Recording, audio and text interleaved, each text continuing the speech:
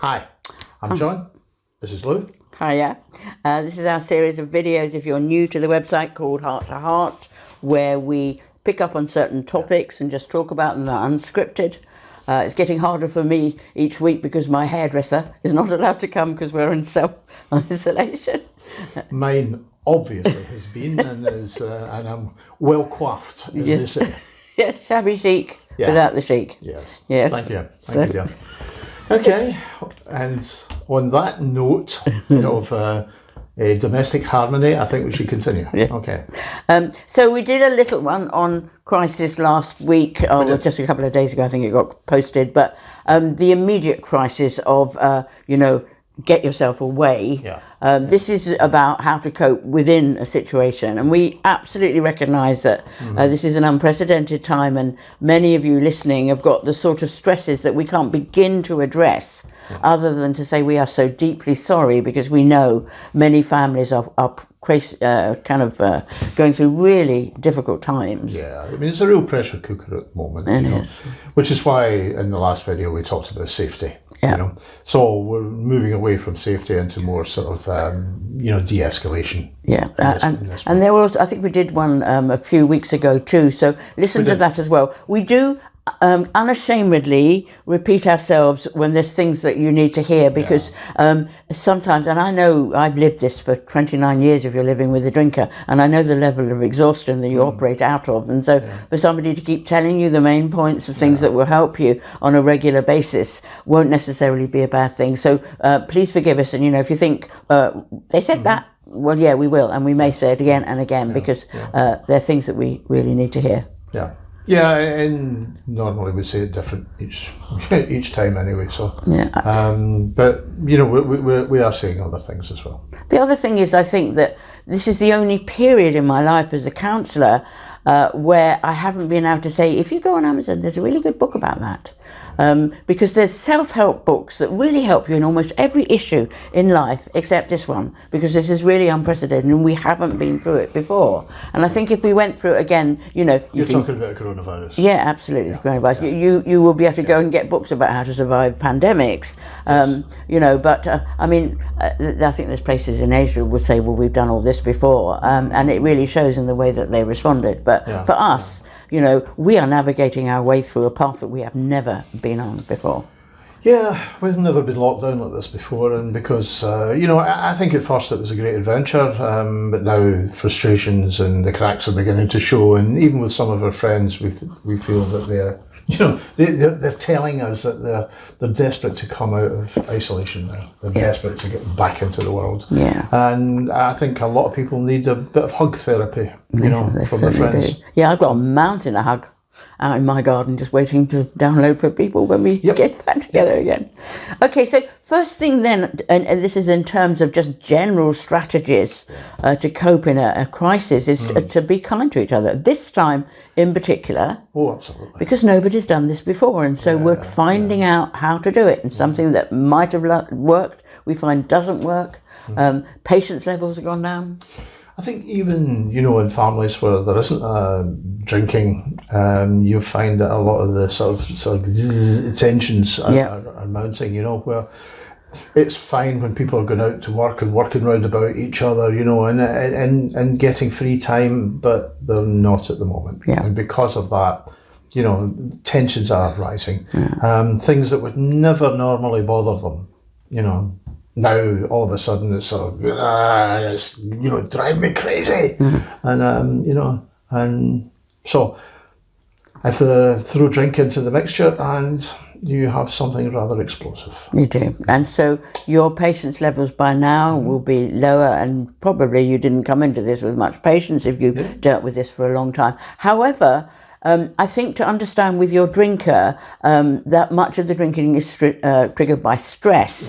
So for him to drink more, or her to drink, of course, of her to drink more, is kind of, it's not nice, but it is understandable. So you might be better at this point, rather than, and I understand this feeling because I've done it many times, kind of go into how could you do this right now when things are already bad, might make you feel better, but actually might trigger the stress in him and his drinking get even worse. So you may be better to say, I really get why you are drinking even more than usual at the moment. Because the answer's in the question Yeah. when things are so bad. Yeah. You know?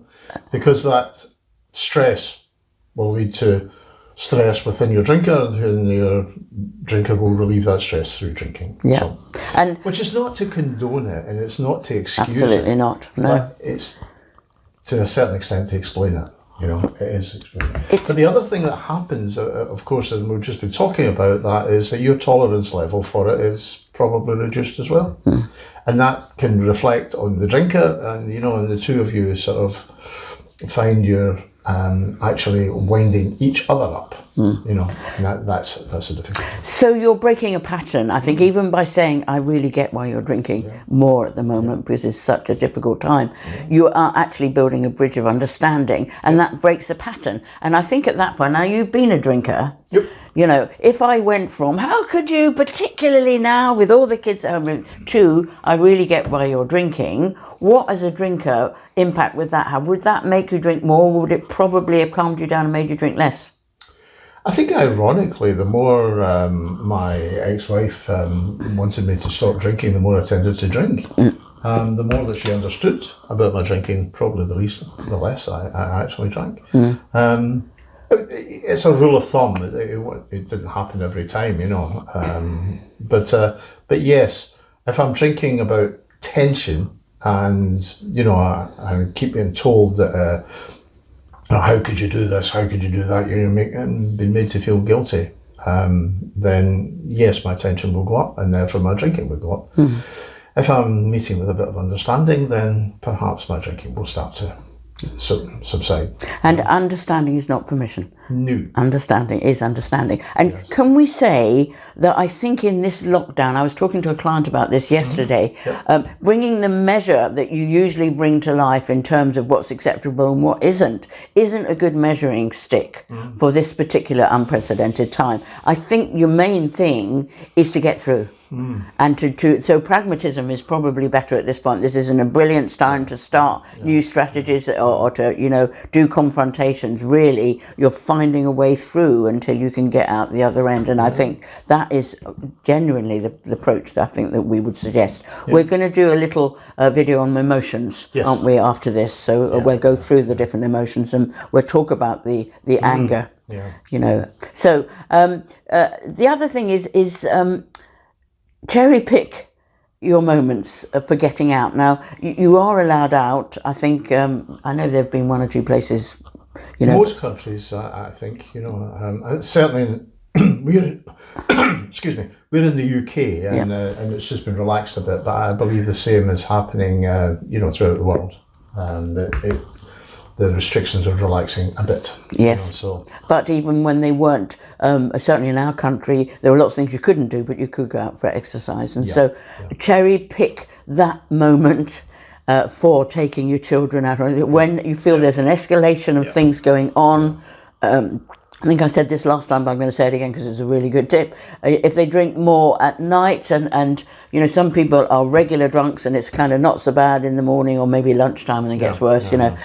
Maybe that's the time when you go with your kids out walking after the evening meal or something, or just be aware that actually getting out the situation is one of the best diffusers that there is. You will recognise the patterns. Yeah. I mean, if you've lived with a drinker long enough, you'll recognise the patterns.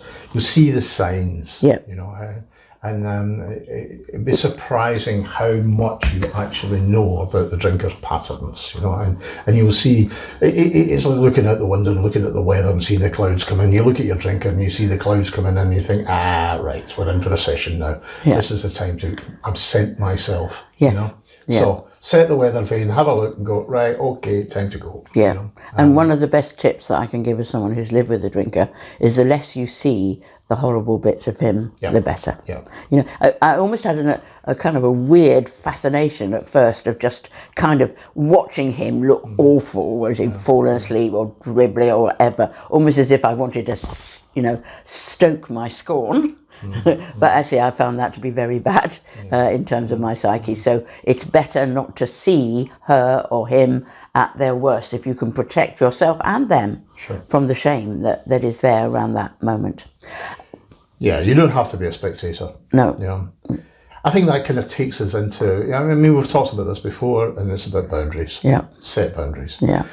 Set the boundaries when they're not drinking rather than in the middle of drinking. Yeah. You know, and if you set the boundaries about, for example, you know, if you're going to drink, then, you know, we're going to take ourselves into the other room, or you take yourself into the other room, or whatever. You know, whatever works best in your household. We can't sort of say, you know, this is the rule, follow it. These are suggestions, you know, and you have to look around your own environment and say, well, what works here and what doesn't work here. But, you know, you don't have to, as I said, sit and be a spectator for your drinker. You know, drinkers love company, you know. You don't want to sit and watch them. No. Because I've said it many, many times, you know, drinkers are boring. As a drunk, I was boring, you know. And drunks still bore me. I don't really want to be around them. If they want to drink, fine, get on with it. But not with me. Yeah, and watch out. And my husband was a binger, so there were moments when you know, periods where he doesn't drink and periods when he did. But watch out for the hook. Yeah. And how he would draw me in would be to say the little thing that he knew that I wanted to hear, and then I thought he was perhaps wanting to get change and stuff, but then it would go round and round in a circle, and then I get mad. I think I'm drinking too much. Yeah, you know, and I really think I should do something about it. Yes. You know that. But well, the disappointment is almost worse at the end of that, you know. Well, you know, I don't know how many times I said that. You know, I said it many, many, many times. You know, I think it's time. You know, and sometimes I even meant it. Yeah. At the time, you know, a couple of hours later, no, I didn't mean it. But at the time, I was kind of genuine. Yeah. And don't get us wrong, obviously there's a time when we absolutely want your drinker to really think these things through. Oh, absolutely. But if you go through the programme, you'll see that we carefully lead you and them to that point. Yeah. Make your boundaries kind of manageable. You know, go for simple things like, for me, a huge boundary. It took a while, and he didn't always do it when he was really drunk. But I got him out to the conservatory, or if he was going to do a bender, up to our bedroom, and out the way, because he started off by doing it right in the middle of the family lounge, and it was absolutely ghastly. Yeah. The other thing is negotiating time. Yeah. You know, you could say, look, I won't contest your drinking. I understand you need it to get through, but could you do it after the kids are in bed? Or, you know, so you're saying, I will give a bit here, could you give a bit there? Now, it doesn't always work when they're in full frontal drunkenness, but you know, I did make ground with that. If I approached it with wisdom and serenity rather than scorn and bullying, which sometimes came out of my mouth, I have to say. I mean, one of the things that's happening here, and a number of people have told us that in actual fact are having deep and meaningful conversations with the drinker about the drinking. That's actually happening with some people. And real ones. Yeah, real ones. Not the sort of, oh, I need to do, you know, it's not that sort of the crocodile tears type conversations. These are real conversations. Now, if that's happening, then by all means. But actually bringing up the boundaries sometimes will initiate these kinds of conversations. Yeah. But if you've set the boundaries, then enforce them. You know, stick to them. Yeah. But the time to stick to them is, you know, again, when I was talking about earlier on, you see the clouds coming in, you know, the patterns. It's not, the time to enforce it is not when the drinker is drunk. It's when the drinker is starting to get drunk, you know. Because if you do it when the drinkers get drunk, then some of their judgment is gone and they can become belligerent, you know, and the arguments can happen. And the last thing you want is a confrontation with your drinker, because it really doesn't help. We talked about it in the last video. Don't argue with a drunk. It's hopeless, it's pointless. It is. And adapt that to your circumstances. You know, other people have drinkers who drink more as the evening goes on. So you'd have your conversation in the afternoon and just begin to kind of say, I know you're going in the conservatory after dinner, or whatever it is you do. It is better if they begin to drink to ask them respectfully, if they pick up anger and scorn, often then they will start going backwards, and so that can be tricky. I won't say that anything but that can be tricky, but you can get better at it. Get ahead of the game if you can. I mean, that's what you're saying, isn't it? That's kind of sums it up. Yeah. Don't wait till it's almost too late and then the drinker's drunk, and then it's difficult to extricate yourself. Yeah. Do it early. Yeah. Do it early. Because that's your boundaries. Yeah. Set your boundaries, stick to the boundaries. Because eventually your drinker begins to learn that as well. Yeah. Yeah. They learn the boundaries as well. Yeah. And we are going to be talking more about this in the next video where we tackle emotions, but try to live in the moment. You will have enough energy for the moment. But you may not be beyond that. Also, I'm going to say that there's been a very...